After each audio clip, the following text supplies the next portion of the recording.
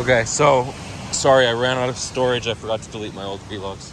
500 gigs, 512 gigs is not enough. In the old days, it would have been enough. Storage, why is storage drives getting bigger, but are they even called drives anymore? But we're still filling up. Well, that's because data is getting bigger, video is getting more compressed. More detailed, and more technology to compress them to fit them all in a limited space. Internet speeds and data speeds are getting faster and faster, but data's just getting larger, video's getting clearer. Eventually, we're gonna have full AR, VR experiences, and they're gonna send a ton of data through. The ultimate goal, of course, is to get the physical item through, but I don't know if we'll ever be able to get wormholes and teleportation like that. But at least not in our lifetimes or your children's or grandchildren's lifetimes. But we will have the ability to experience the physical item just through sensors and brain manipulation, stuff like that. So we won't have to transport or teleport the physical item through space or the ether. Anyway, all right. So the final news play was VGX. Voyager announced, so the courts announced, go ahead, Binance US, you can go through and acquire Voyager for, it was 986 million, I think, nearly $1 billion. And that was just such a great experience. I was talking about water parks, water slides, going through. There's something in the US, there's like 20 of them, called the Great Wolf Lodge. They have a monopoly on it, basically. It's the whole hotel, travel, resort experience with an indoor water park. So they can be open 365 days a year. Usually from 9 a.m. to 8 p.m. Just, it's crazy. Anytime you want, you can go to the water park. And it's such a privilege. Just as society advances, the best things are coming together, and the things that are kind of stupid, people aren't giving their money to, and they're closing down. Like we had movie theaters. People realized, hey, movie theaters are kind of stupid, especially during the pandemic. I mean, it's a great experience to go to the movies, but you can watch a movie-like experience or theater-like experience at home now. You have these home theaters. People that are rich enough, like if you're more than 7 figures, I mean, even 6-figure people can get their own movie room and theater room. It doesn't cost that much. It costs maybe like $10,000 for all the nice leather chairs or faux leather, and the projector, which will run you from like $500 for the low end projector to $2,000 or $3,000 for the high end ones. So and then their streaming service is going to be like $20 a month. Netflix is up to 20 for 4K now. Then you'll probably have multiple stream. You want Netflix, you want Disney Plus, Hulu. What else? HBO, definitely HBO. The White Lotus season 2, definitely one of my favorite seasons of any show of all time. Just the drama, the character building, the acting, just so intense. Just the psychological thriller aspect of it. So, yeah, as I was saying, the stuff that people don't really cared much about or technology replaced, like home cinema, sent them out of business. Home AMC was the stock was under, they were going under, and then they had a meme pump and then a $200 million buyout. I think a Chinese company had owned them, and then they were trying to resell them. And then they tried to bring people back, so they raised ticket prices. They improve the seats. Now they bring the food. Wow, they bring the popcorn to your seat and soda and ices. Wow, amazing experience. Oh, come on. Or a lot of them have like fancy meals, like they'll bring a steak or something or a salmon to your seat. And it's just, I'm not gonna walk in the middle. A, it's slippery, and B, I've done the whole water over there, and I just can't. It's just amazing. It's like being at a water park going through that waterfall. You should try it one day. Go right after it rains. Just go out to nature. Any point usually, does there have to be houses? It usually helps if there are houses, because this is stormwater runoff, so the drains drain out here to a central area, and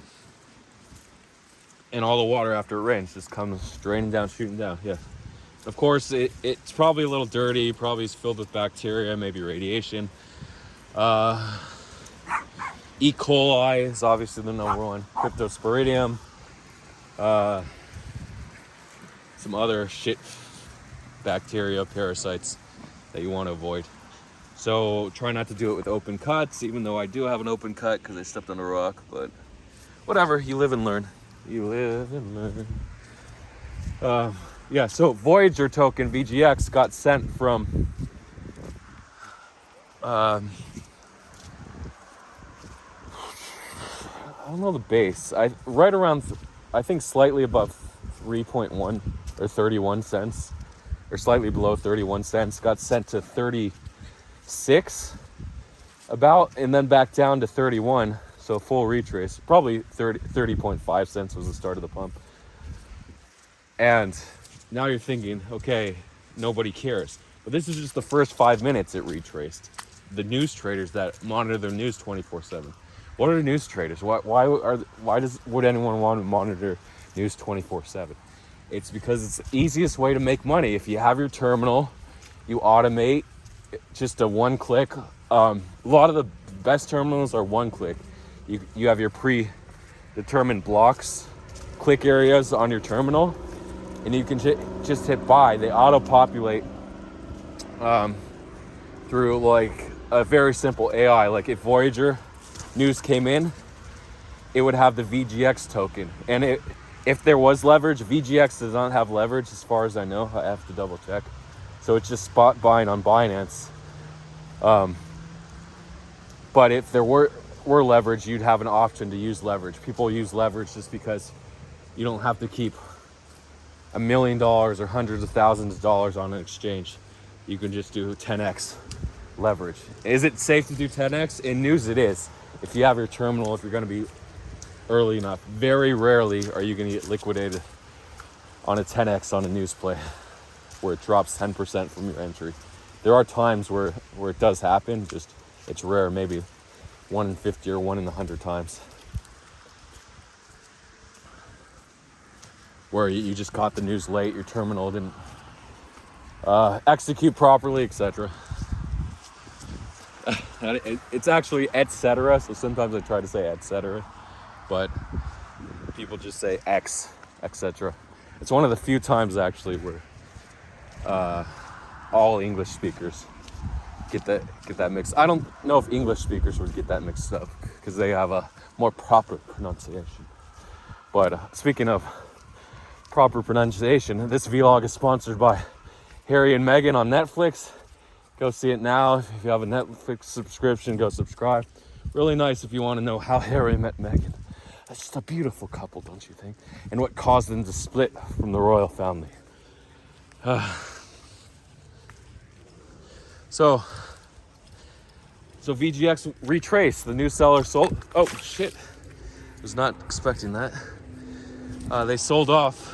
I think I tripped on it on the way here as well, or a different puddle. They sold off, and then I'm like, maybe alter pumping. Maybe it would be a good idea if you wanted to play the news. It's been 5 minutes. The news traders are out to get back in at 3.1 cents. I actually saw it at 3.17. So I posted in Discord, maybe it's a good idea to buy here for the news trade. So there are news trades minutes later sometimes, and you can gamble, but usually to get in the first few seconds is the best trade on news. So it popped all the way to 3.9. It actually went higher than the initial news, which is great.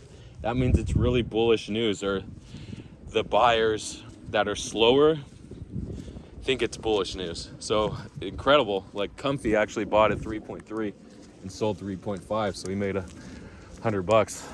He was in a loss on the first dip and then turned it into a profit, and it's just the way the news was. Okay, so what's going on tomorrow? Nothing. Wednesday. Thursday, we got CPI. Thursday at 8:30 a.m. Eastern time, which would be 13:30. Sorry, did I say 13:30 or 15:30? It's 13:30 UTC, 14:30 European time. So get ready for CPI. So what's going to happen in CPI? Nobody knows, but CPI month over month, that's the reading that comes in on Mad News or Tree News, Tree of Alpha. 0% month over month. 6.5% year over year is expected. 0% month over month is what we want. So 0.1% means analysts, economists undershot inflation for the last month, the last 30 days. But negative 0.1% or lower means they overshot estimates at 0%. So if they overshot, we should pump. I'd say anything 0 or below, we should pump.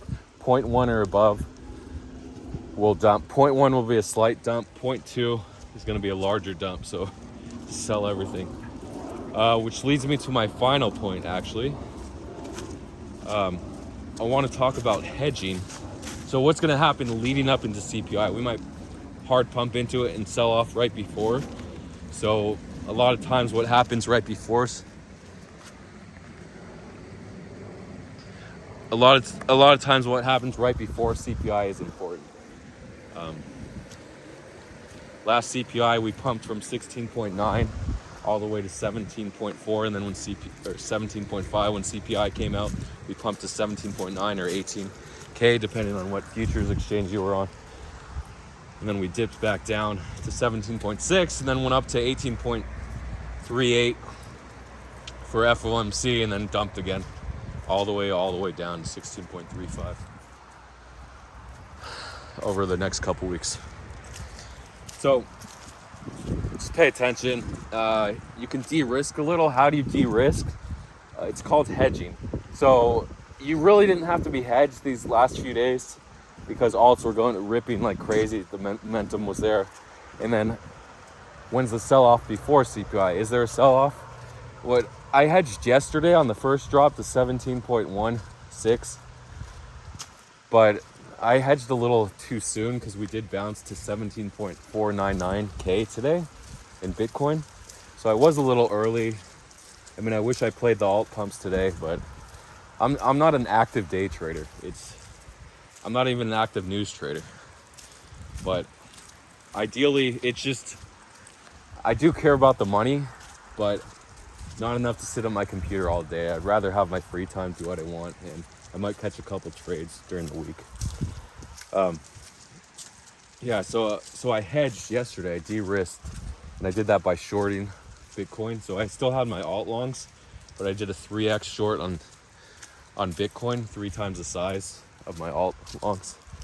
And I was initially in profit of like $2,000, but I ended up giving it back when Bitcoin went to 17.45K. Alts really didn't pump as much, unless you were trading alts with the AI catalyst. I was just in random alts that were dead, like ZIL, KNC, SHIB, Chaz, Cello. That I can talk about the FTT pump that retraced, brutal. Went all the way to 168, retraced to 119, pumped again to 146 or so, 145, and retraced till 123. Shit. It's not expecting that. That's okay. So, yeah, the FTT full retrace. So eventually, yeah, it might go to 4 or 5, but these full retraces don't have the cause, and like people might paper hand, break even at a loss, whatever. Because if you're holding for 3, 4x, and then you think, oh shit, I'm back down, let me sell before I'm at a slight loss, let me sell, then you're never gonna catch the 4 or 5x. You just can't look at it, forget about it. But it's also good to sell that first wave when it's pumped 50% in an hour. on the Mindex Mecca tweet. So yeah, hedging, basically the ideal hedge would be longing positions you think will go up and shorting similar positions or categories or cryptos that you think are going to go down. So like if I was longing KNC, SHIB, there's no narrative for them. I'm just longing them because they've been down for so long. I'm hoping they go up. So I would have to find other cryptos that are similar that have no news that I think are going to go down. So maybe they didn't go down as much during the last few months. So I'm going to short them because not that they're strong, just that no one cares about them. No one trades them anymore. So I might pick random coins. I don't know. I can't think of any random coins without narratives.